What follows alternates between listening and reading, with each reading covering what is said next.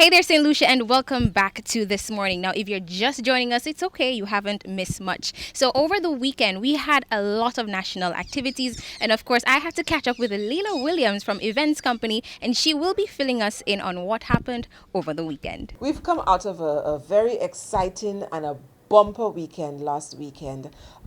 We saw on Friday evening the National Carnival Queen pageant being held for the very first time within a temporary structure at the ramp on Rodney Bay.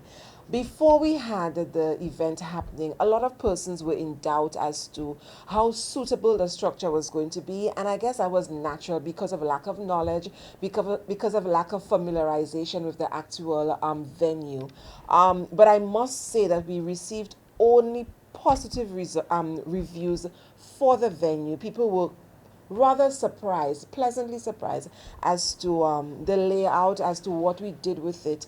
And we're very, very happy for that. At least now people are understanding the capability of the two structures that we have. At the end of the evening, Miss Labrie Cooperative Credit Union emerged as the National Carnival Queen for 2019. This is the very first time that the credit union is sponsoring a young lady. So I know now they're really happy and thankful that they came on board. She was absolutely fantastic. Then the Saturday saw us going to Carnival City, that is the SAB, the official home now of St. Lucia Carnival. At the end of the evening, for the Groovy Soca Monarch, Sly from Vietcuisine emerged the winner with his mix-up song, and Master Ricky T. Ricky T came up once more. He defended well with Mess. As the Power Soca Monarch. Ricky T, I mean, as you know, is a veteran. He's been around. He's won multiple titles, including Groovy and also Power Soca Monarch. Hopefully one day, maybe he'll sing a calypso and add that to his repertoire. Yesterday we had the Junior Carnival bands, and I must say that the carnival costumes, the themes portrayed by the junior bands were fantastic, completely exquisite. Those costumes were. So the standard was really elevated, and we're very, very happy to see that. The new route played out very well. For the first time in a very long time, we had an excellent crowd of spectators for Junior Carnival. The venue, the final judging area of the SAB lends itself to family events. It lends itself to a wider spectatorship. So we did have that yesterday. We had bouncy castles for the children. They had large areas to run around. The concessionaires who were chosen specifically to suit the taste and the needs of the family type event. And the atmosphere, the patrons were really happy just being around. You could have left your children with their friends. They ran around. It was a safe environment. And I can predict that this is a location that is going to be kept for the Junior Carnival in the years to come. The results were given probably about 6 in the evening, and at that time the band still stayed around to collect the results. Grosile Community Carnival Band emerged as Band of the Year with their portrayal of Something Fishy. We had a few new bands coming on board, and these new bands they emerge winners in other categories also. And I must say that St. Lucia Carnival, in terms of the competitions that we have had dominion over, so far so good. Tomorrow evening, the Tuesday, it's the turn of the commercial houses with Intercommercial Calypso Monarch competition happening at the SAB from 9 p.m. Thursday, as usual, we have King and Queen of the Bands. We have 11 kings participating and 14 queens. So we have a packed evening. That event is free to the general public. Panorama happens on Friday. And of course, we go down to the Saturday with the Calypso Monarch competition, a show that is always well attended. The interest is always there on the part of the public. And once more, we're expecting that to happen this coming Saturday.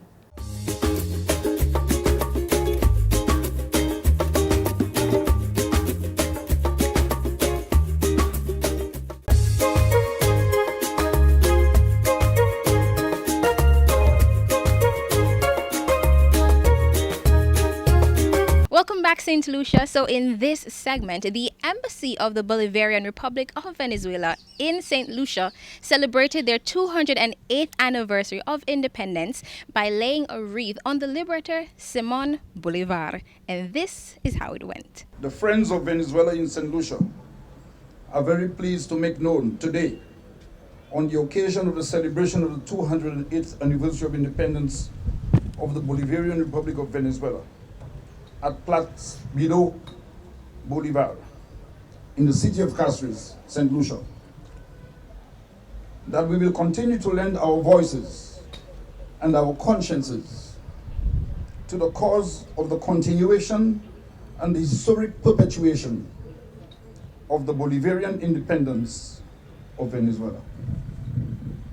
The Friends of Venezuela in St. Lucia, cognizant of the history of Venezuela and of the historic and heroic Bolivarian process of the liberation of Venezuela from colonialism and imperialism, and with due respect to the vision of Venezuela's supreme liberator, our brother Simon Bolivar, in whose shadow we now stand, we remain resolute in our conviction that Venezuela and its people must remain free from the fetters and the clutches of the new colonialism and the new imperialism.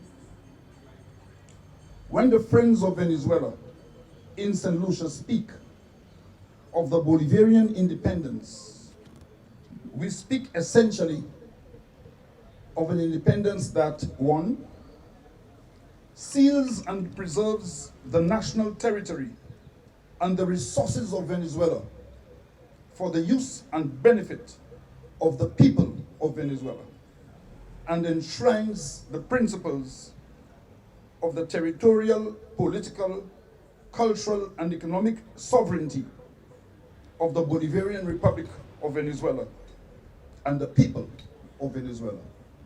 Two, based on the above-mentioned principles, preserves and safeguards the national patrimony of the Bolivarian Republic of Venezuela against neo-colonial and imperialist domination and exploitation.